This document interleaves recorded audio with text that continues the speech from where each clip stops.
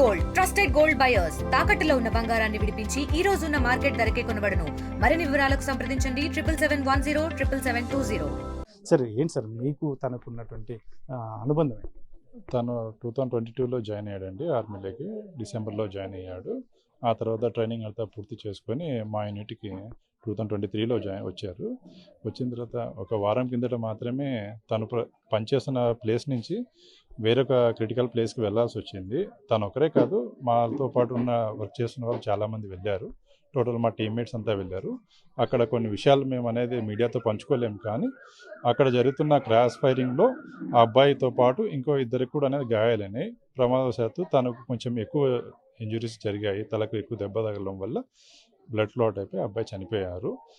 అందరికీ చావు కంపల్సరీ వస్తుంది, ఈరోజు కాకపోతే రేపు వస్తుంది సహజంగా. ఎంతోమంది సూసైడ్ చేసుకొని చనిపోతారు, ఎంతోమంది డ్రంక్ అండ్ డ్రైవ్ చేసుకుని చనిపోతారు. ఎలాగైనా ఎవరైనా చావాల్సిండేది ఒకరోజు.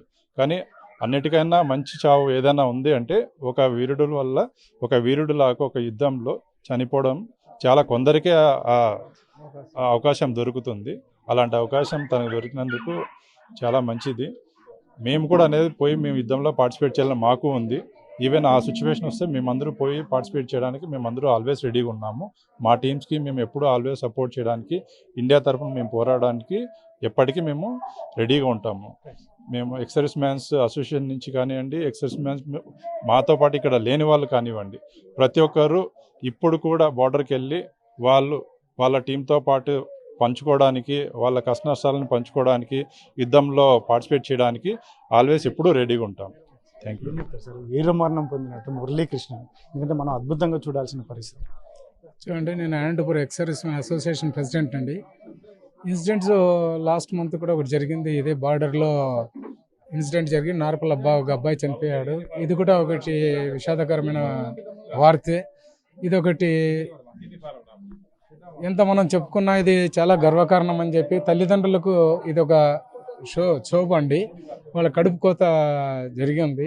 కానీ ఆ అబ్బాయి యొక్క మరణం అనేది చాలా చాలా అదృష్టం అని అనుకోవాలా. మేమంతా ఈ విధంగానే 20 ఏళ్ళు సర్వీస్ చేసినప్పుడు మాకు ఈ అవకాశం దొరకలేదని మేము ఇప్పుడు బాధపడుతున్నాం. ఎందుకంటే ఇది జీవితాంతం ఒక దేశ సేవ కోసమే ప్రాణాలు అర్పించింది. మేము ఎప్పుడైతే అక్కడ పోయిన తర్వాత మా ట్రైనింగ్ అయిన తర్వాత మేము కసం పీరియడ్ అని ఒకటి ఉంటుంది అనమాట. ప్రమాణ స్వీకారం చేస్తాం. మాకు మేమే ఏ ఫ్యామిలీ మెంబర్స్తో కానీ మాకు లింక్ అనేది లేకోకుండా మేము దేశ సేవకై మా ప్రాణాలను అర్పించేదానికోసం మేము అని చెప్పి ప్రమాణ స్వీకారం చేసింటాం అనమాట. ఆ ప్రమాణ స్వీకారంలో మేము సర్వీస్ చేసి నార్మల్ రిటైర్మెంట్ మా టర్న్ ఓవర్ ఎంతో అంత చేసుకొని మేము వచ్చాను. కానీ ఈ అబ్బాయికి ఆ అదృష్టం దొరికింది. మనము అదృష్టం అనుకుంటాం, కానీ తల్లిదండ్రులకు ఇది ఒక బాధ విషయము. మన అనంతపురం ఉమ్మడి జిల్లా నుంచి మన ఆంధ్రప్రదేశ్ ఒక అబ్బాయి యుద్ధ వాతావరణంలో చనిపోయినాడంటే ఇదొక చాలా గొప్ప విషయం అండి. మనము తల్లిదండ్రుల యొక్క బాధను ఓదార్చలేము, కానీ వాళ్ళ కన్న బిడ్డ దేశంలోనే నెంబర్ 1గా నిలబడేటట్టుగా మన ఆంధ్రప్రదేశ్ గర్వకారణమైన విషయం అండి ఇది.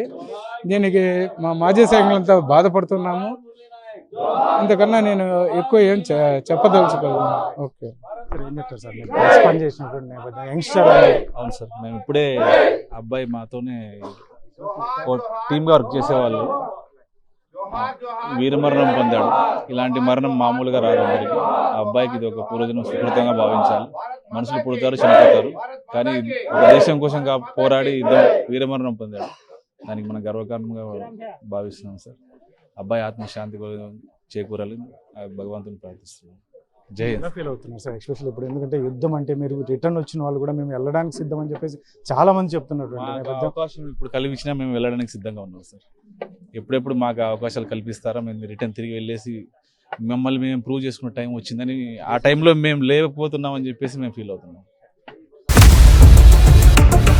ఇండియా పాకిస్తాన్ ఉద్రిక్తతలపై లేటెస్ట్ అప్డేట్స్ కోసం డౌన్లోడ్ చేసుకోండి RTV లైవ్ యాప్.